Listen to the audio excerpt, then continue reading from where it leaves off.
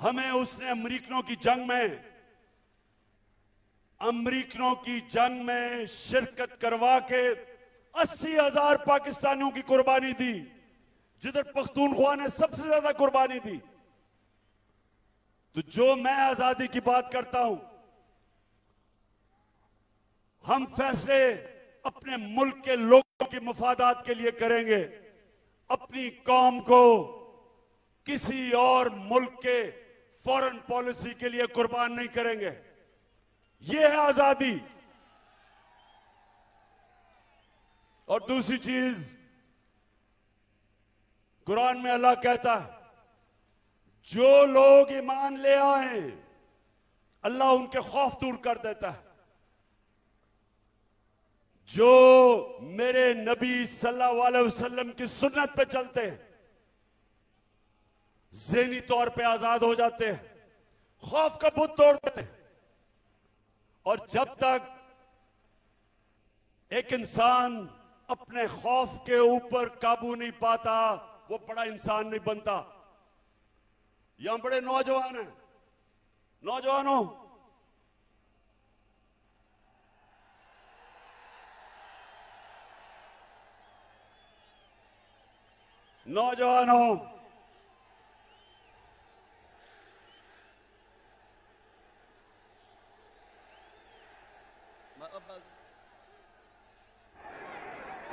नौजवानों, मैं जब क्रिकेट खेलता था, जो आप खेलते होंगे, कभी ये याद रख लें, कभी कोई क्रिकेट की तारीख में बड़ा बैट्समैन नहीं बना जो तेज बॉलर से डरता था, और कभी कोई ऐसा बड़ा बॉलर नहीं आया जो मार खाने से डरता था बैट्समैन से, और कभी कोई बड़ा कप्तान नहीं आया जो हारने से डरता था। जो भी इंसान बड़ा इंसान बना है, अपने खौफ के ऊपर काबू पाता है। और मेरे नबी सल्लल्लाहु अलैहि वसल्लम ने मदीना की रियासत में वो लोग जिनकी हैसियत नहीं थी, उनको उन्होंने दुनिया की इमामत करवाई।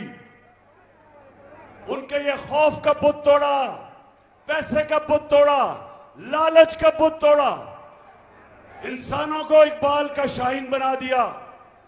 तो ये सबसे पहले नौजवानों, मेरा पहला आज जो मैं आपके पास आया हूं, हमेशा ये मेरी बात याद रखना कि जब एक कौम उठती है,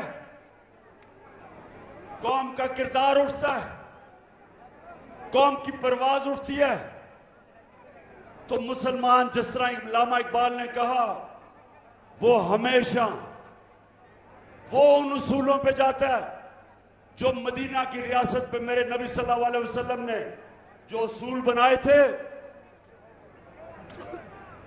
उन लोगों को उन्होंने, जिनको कोई पूछता नहीं था, उन्होंने दुनिया की इमामत की, और यह तारीख का हिस्सा है।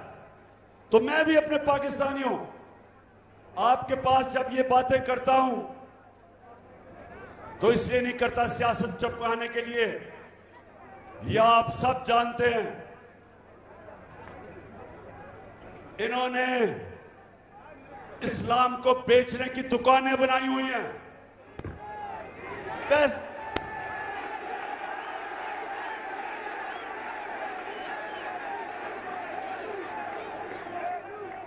फजलुर रहमान को पैसा दो, कोई भी फतवा डलवा लो।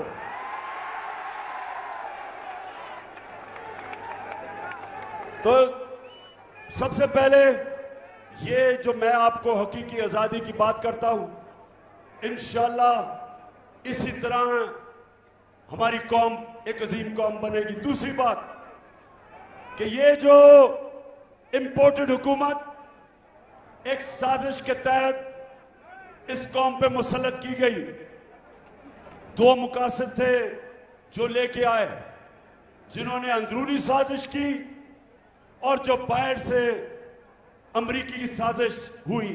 दो मकासद थे। वो ये चाहते थे अमरीका कि यहां ऐसे हुक्मरान आए जो जब उनको हुक्म करें तो उनको जूते पॉलिश करें। कि आज ये अवाम, ये जो अवाम सारी है, पाकिस्तान की अवाम एक आवाज से कह रही है कि इंपोर्टेड हुकूमत नामंजूर। हम बाहर की साजिश के तहत इन चोरों को कभी कबूल नहीं करेंगे। एक आवाज से कौम कह रही है कि या एक पुरअमन इनकलाब को आने दो वोट के जरिए, जो हम पुरअमन जलसे करते हैं। हम एक पैगाम दे रहे हैं इन सबको कि वोट के जरिए तब्दीली आने दो, नहीं तो ये मुझे खौफ है।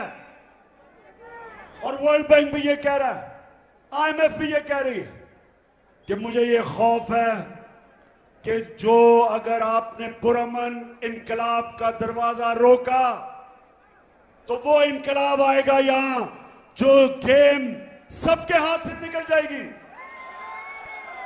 वो इनकलाब आएगा जो मुल्क को नुकसान पहुंचाएगा। और इसलिए अभी भी वक्त है और एक ही रास्ता है, एक ही रास्ता है साफ और शफाफ इलेक्शन का, और कोई दूसरा रास्ता नहीं है। और चार सदा आप में से इलेक्शन के लिए तैयार हो।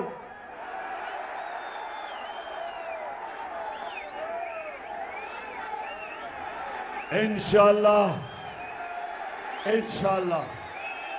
मैं फिर से 4 सदा, मैं जिस तरह आज आपने मेरा इस्तकबाल किया, जिस तरह आपने मुझे इज्जत दी, मैं हमेशा याद रखूंगा, आपको नहीं भूलूंगा।